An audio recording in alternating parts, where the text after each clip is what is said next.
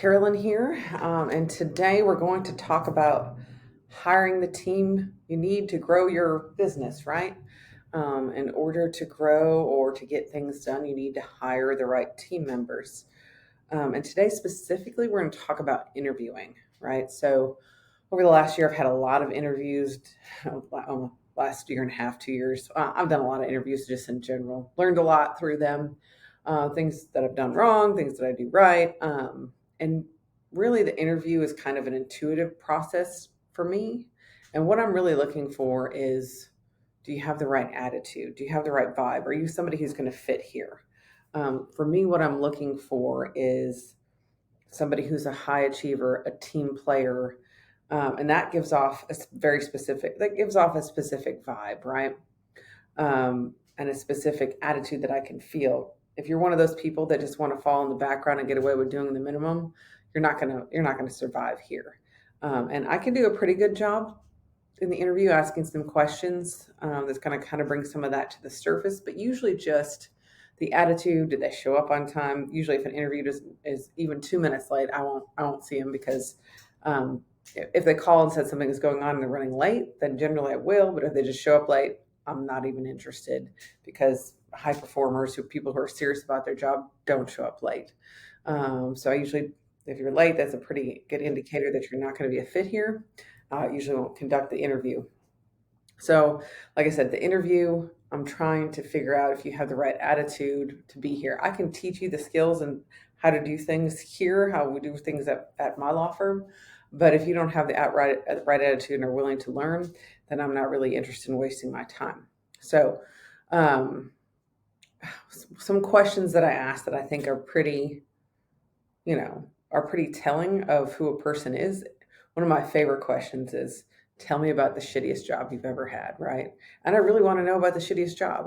I want to know the jobs before you became a professional. Like for me, I worked as a bus girl. I worked at Walmart. I worked as a certified nursing assistant. Those were jobs that I had to do just to have money, right? I want to know that you've had that experience. You've had to work through a difficult situation to keep your job, right? And what made me start asking this question is I hired somebody who was fortunate enough not to have to work through college or law school, and that this is like one of their first jobs in the world at 26 years old, and have a idealistic vision of what their job should be, right? And um, it's not what work really is. And so that person didn't do well here um, because she had never had a job and she didn't know what to expect. And I'm sorry, this new generation has been taught that nothing should ever be hard, right? Nothing should ever be challenging. And if it is, I'm not doing the right thing. Where most of us who've been in the work world for a long time know, yeah, it starts out real shitty. You got to prove yourself. You got to work the shitty shifts, the shitty hours, get the shitty clients, get to prove yourself to get to that next level. It doesn't start out easy, right? And sometimes it sucks, and you have to keep working anyways. And if you've never been through that experience, you're probably not going to make it here, right? Not that this place sucks, but there are things that are difficult, things that are challenging.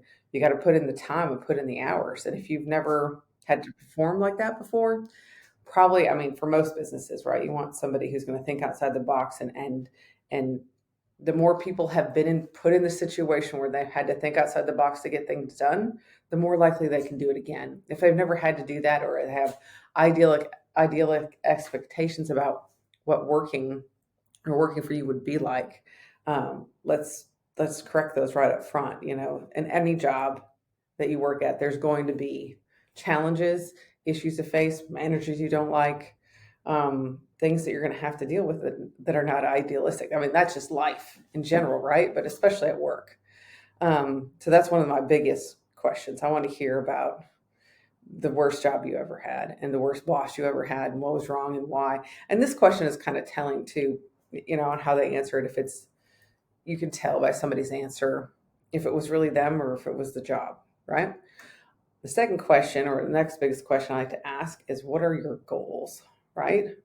I don't really care what they are as long as you have some. Because, like where I work, my business, we have goals. We're always working on our goals personally and professionally. And if you're not goal oriented or if you don't have that kind of mindset, which not everybody does, then you're not going to fit here. because we're always trying to get better. Our goal is excellent in customer service, excellence in what we do. And if you don't have a mindset of, I have a goal and I'm working towards it, and here's the steps I'm going to take, and this is where I'm going, and you're probably not going to be a fit here, because that's where we're all headed, and that's where we're all on a goal for the firm goal, and we're all on goals personally. I have offer coaching as part of my compensation package for whoever wants to take advantage of it. Personal development coaching, which I think is hugely important, to have a coach, to have goals, the things that you're working on both professionally and personally. So one of the big telling questions I ask is, what are your goals? And it's not so much I care what their specific goals are, just that they have some, that they're working towards something. Because if you don't have goals, you're not going to fit here. Another question that I like to ask that is very telling too is, what would you do if you messed something up, right? What would you do? How would you handle it? Would you not address it, right? Most people don't say that. But what I'm looking for in that answer is, first off, I'm going to admit that I messed up, right? I'm going to come to authorities and say that there's an issue, I messed up, and now let's figure out how we're going to deal with it. Because I want people to say that, to have the courage to say that I messed up, and we're going to figure out how to fix it. But if you're of the personality that you don't even want to address that there's an issue, that's not going to work either. So, making sure that the first thing they say is that I'm going to tell somebody. I'm going to tell somebody I messed up, and we're going to figure out. I haven't had anybody say that they wouldn't tell me, but it's kind of telling in their answers about how they answer the question, just the way that they would handle it. Another big thing I ask them are, what are your 3 biggest values as a person, right? What do you value as a person? Integrity, honesty, respect. What are your 3 biggest values? Number 1, I want to know that they've thought about it and that they have some. And number 2, I want to see if they match with ours. Our firm, big, obviously, excellence, respect. We treat everybody with respect, regardless if they're an attorney, non-attorney, client, whatever. Everybody's treated equally with respect. And I expect the same dealing with my clients. They would treat my staff with respect, right? Because it's a mutual thing, right? What to do with clients who aren't respectful of and protecting your people and showing them that you'll stand up for them. So respect is big on both sides for me. So, asking people if that's important to them, or what is important to them, and what are their values, right? And then I ask them, when have you solved a problem? Tell me when you've used your problem-solving skills, what the problem was, and how you solved it. This is also a very telling question, because problem solvers, everybody's job is to problem solve somewhat. You got to figure things out. And the more, if they've done it in the past, the more likely they are to be able to have done it in the future, right? So, when have you used your problem-solving skills? Those are some of the key questions that I ask to really get to know a person, right? Some of their history, what they've been through. If they're unemployed currently, I'll ask them what happened at their last job. Why did they leave? What happened? And then another big part of the interview is I tell them what we are going to expect. Clear job expectations. I let them know that we are a law firm that is growing, and we're always moving forward. We have goals to achieve, but that means we're always changing, right? We're always changing. We're always moving. You might change desks 4 or 5 times. And if that's upset you, you need to let me know. You need to know that's the kind of job this is going to require. You won't be able to try to fall in the background and get noticed that you're just doing the bare minimum. This is not one of those places that you're going to get into a rut and just get comfortable with doing the bare minimum. That's just not going to happen. And so I like to be upfront, and don't get me wrong, I've let a lot of people get through that. Once we get into it, it became very clear that that's not who they are. So I try to do as much as I can in the interview to get to know someone, to see if they're going to fit, ask questions, just kind of give them the floor, let them talk, and try to pick up on who they really are in that. And usually, if you don't know enough, you can tell if you're a fit or not, right? Because what'll happen is, right, so I'm clear about everything, about our expectations, about what we offer as far as benefits, about this is really a great place to work, but we have high expectations. We expect high performance. We have goals. And if that's not something that you're interested in, that's fine, but that's who we are, right? And because what it comes down to is It takes some time to get to know somebody, but if I feel like they have the right vibe and they're the right attitude, I will hire somebody. But here's the thing, though, I'm quick to fire because it becomes very clear. You and before the first 30 days, you know if somebody's going to work or they're not. You really know, especially if